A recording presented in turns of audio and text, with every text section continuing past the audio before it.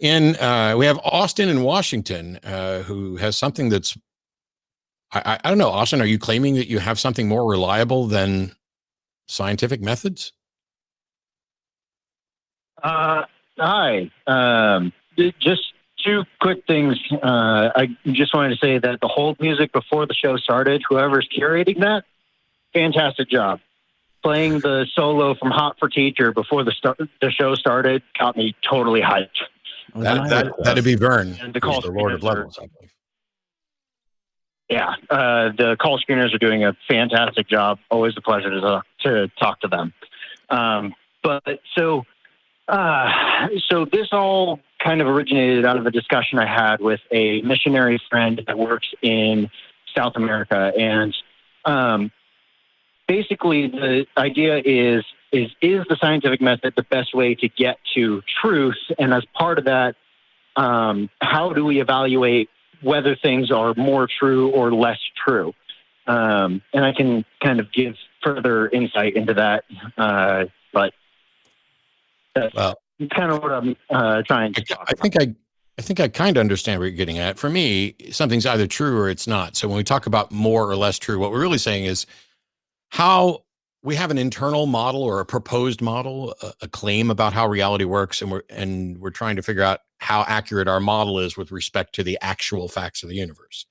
And so, as far as I'm aware, the scientific methods, this examination of evidence using critical thinking, the best test methodologies, and submitting it to others for peer review, I have yet to see anyone demonstrate any more consistently reliable path to understanding reality. So if you have one, I'd be happy to know it.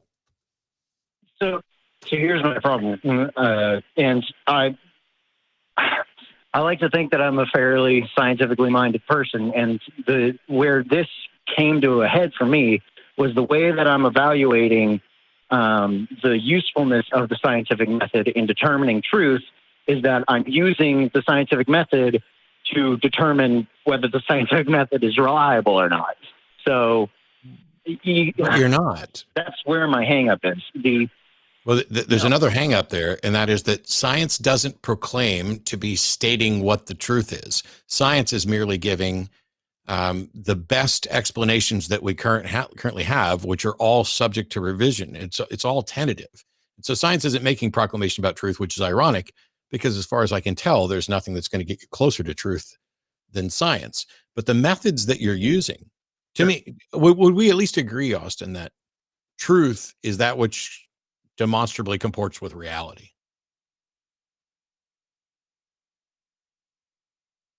I would agree. I would say that there are values to truth, or there are ways of looking at truth in why does truth matter, and that ties into that.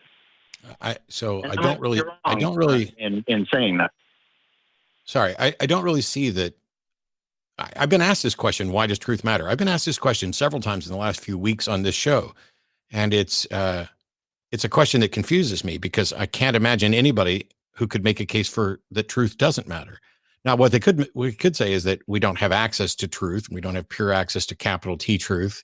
We don't have a way to demonstrate pure T truth. But what I was asking is, if you have something that is more reliable, more consistently reliable than science, what is it, and how did you determine that it's more reliable? Okay, so the model of determining truth that I personally subscribe to, and that I find is most effective in my life, is that basically if you took a consensus on any particular topic and you included the largest possible sample size of opinions on that matter, that inevitable point that you would get to would be the capital T truth that we're all looking for. Except, so, if a Buddhist monk is sensing some kind of oneness for everyone, then that is a part of a larger truth. So the problem, Austin, is that we know and can demonstrate that your method is flawed, because At some point in history, the consensus But aren't was, you using the scientific method to demonstrate that? if I'd finished my sentence, I'd be able to point this out to you. Oh.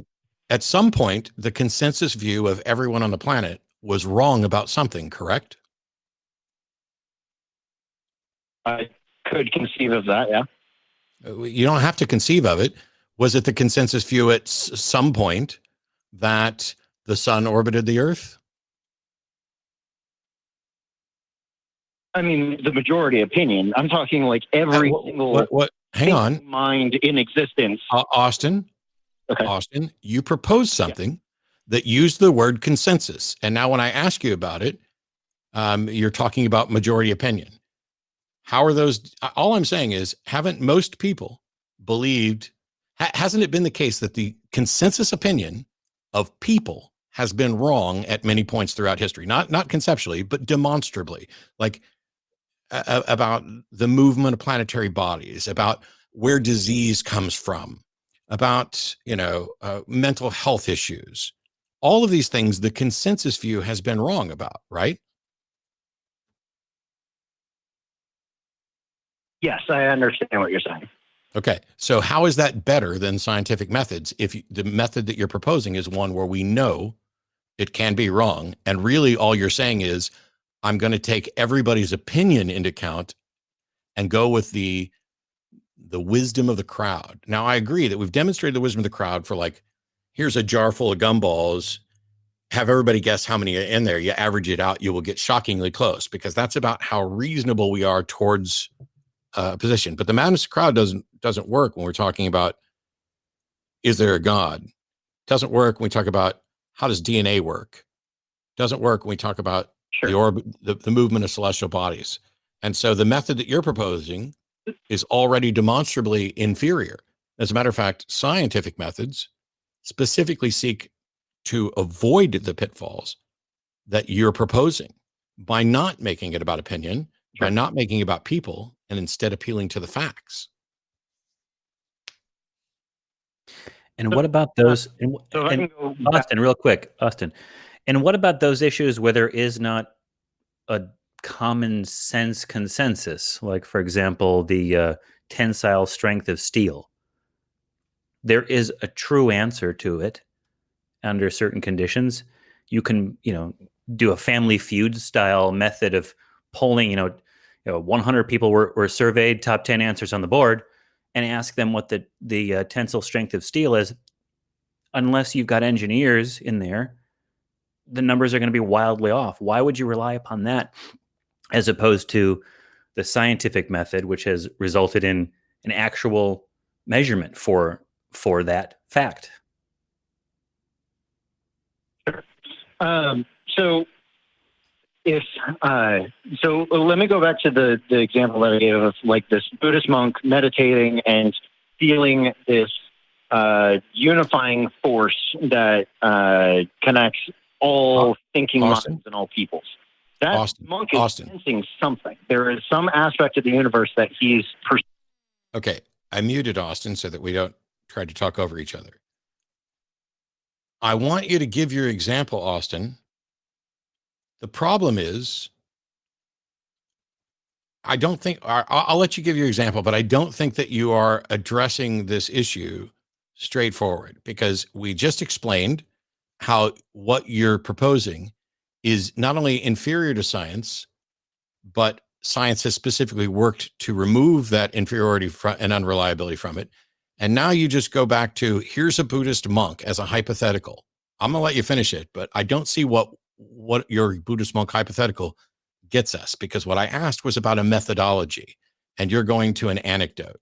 So go ahead, but recognize that you're not talking about a methodology. You're just saying, here's what somebody thinks. So go ahead.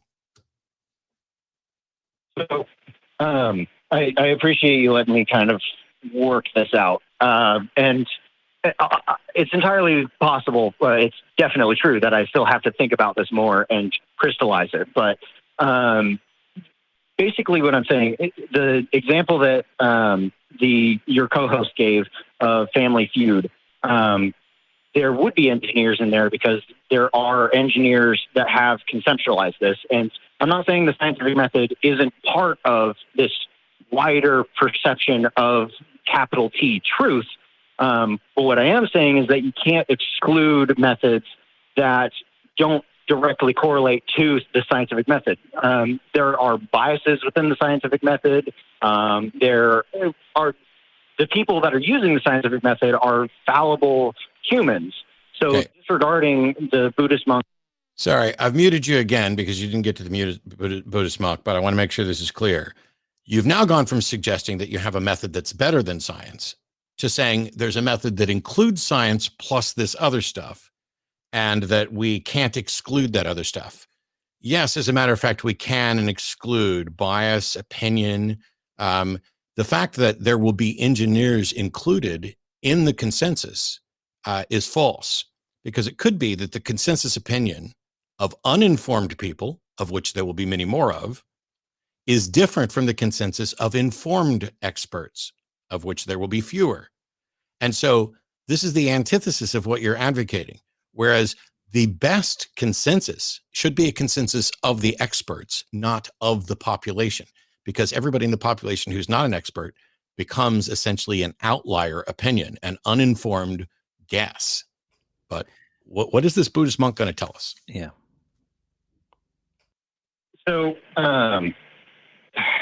it's hard to get my thoughts in order live on air. So I'll definitely call back in the future. But basically, the thing that I'm trying to advocate for is, yes, the scientific method has its purposes and can describe aspects of the truth more reliable than other methods.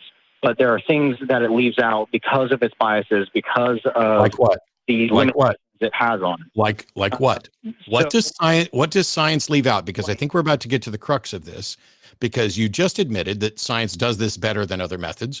You have not proposed anything that is even close to an actual method, but now you want to knock science for leaving stuff out. So name one thing, just one thing, that science leaves out.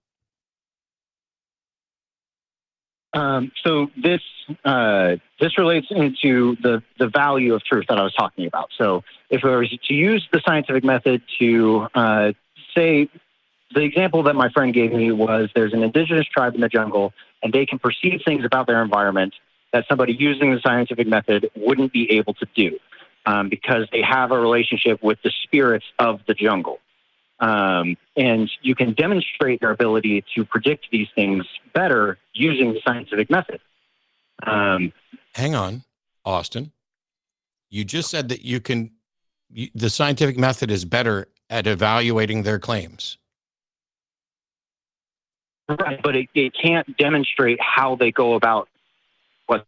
There's no observable material force that they're interacting with that you could sense with Austin, the method. That doesn't make it not true.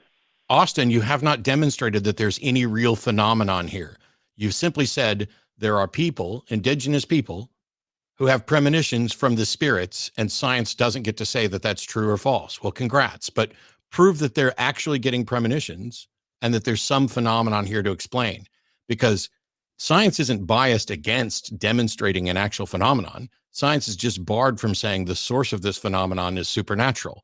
If in fact indigenous people, through whatever means, premonition, tea leaf reading, pulling it out of their butt, were managed to come up with reliable, accurate predictions, then we would acknowledge these people are able to produce reliable, accurate predictions, and we don't know how.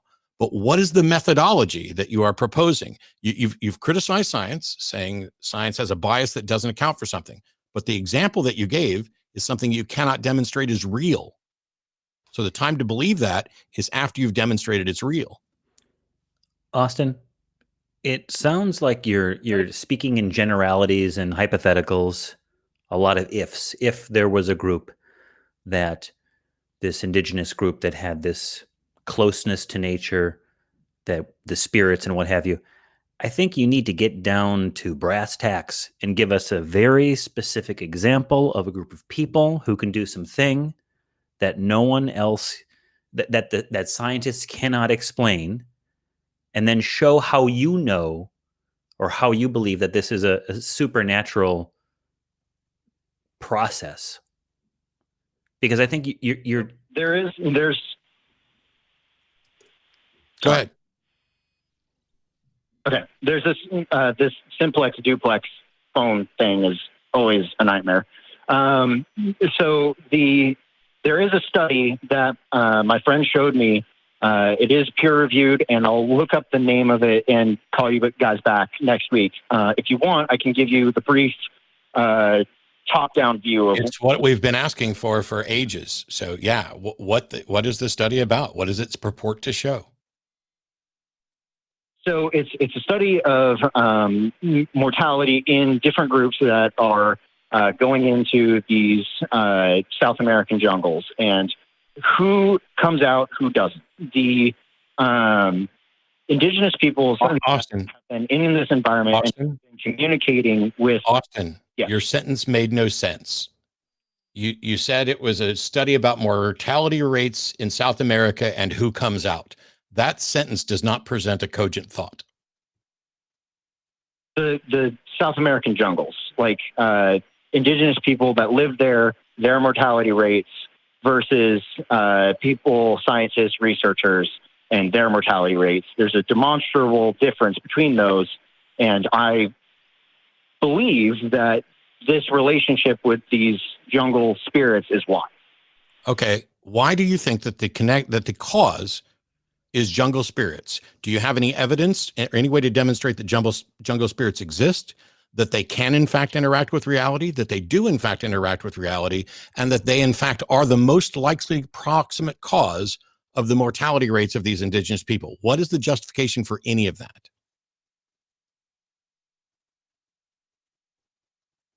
Oh, huh.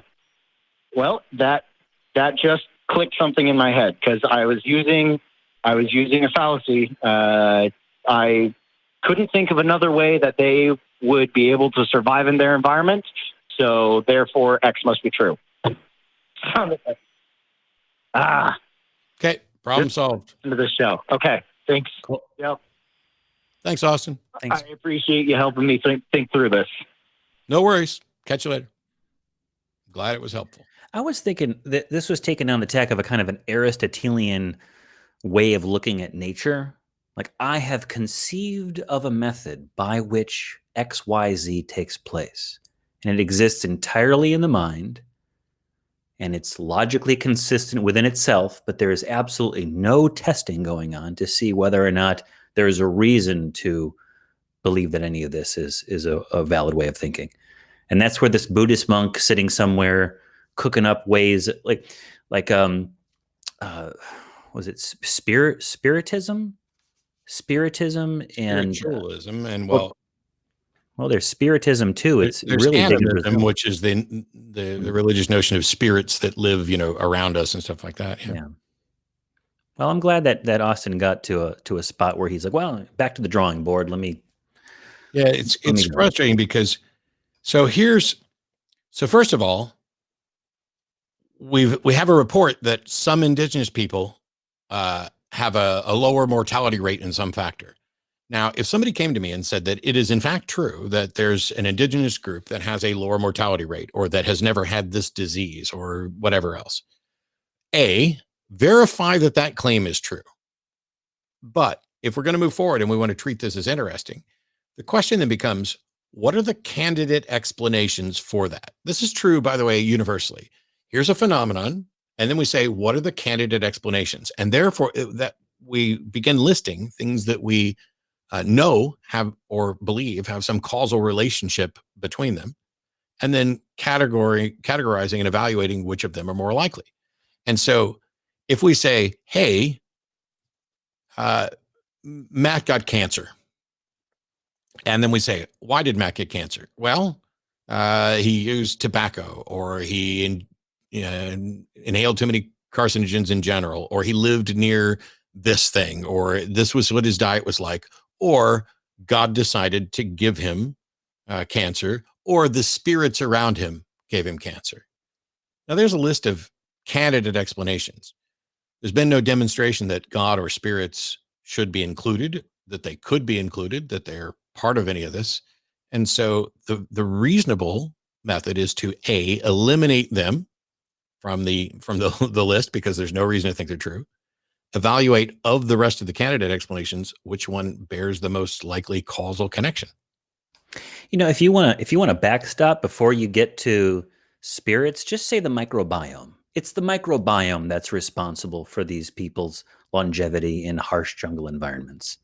Oh, If and that's even I true. love that. I love that in Yeah. part because also if you think about microbiome, every single one of us, yes, all of you out there listening to me, you have creepy crawlies all over you all of the time. There are little things that you are a walking planet of food, and there's living things all over you, and they're crawling. I'm sorry, I'm probably really disturbing somebody, but it's true. And yet we don't think about those. The germ theory of disease, recognizing that there are things that we can't see with the naked eye, which are contributing to disease, is important and significant, not just because we have identified a model for disease, but that we recognize that there's a difference between being able to see something with a naked eye and whether or not it is an actual entity in reality. We know that's true for viruses. It's a little insulting too. Like the people living in the jungle, right, in these South American locations, they have lived there for tens of thousands of years. They know what plants are dangerous to be around, what animals are dangerous to be around. They know what healing properties exist in certain plants. They've developed a culture of finding where they get their nutrients. And yet, rather than assuming that humans are just intelligent and they know how to keep themselves alive, you go to goblins that exist on the spirit realm that keep them alive and not foreign interlopers. I don't know. It's that's a little colonialistic in its thinking. I don't think it's intentionally so, but Possibly.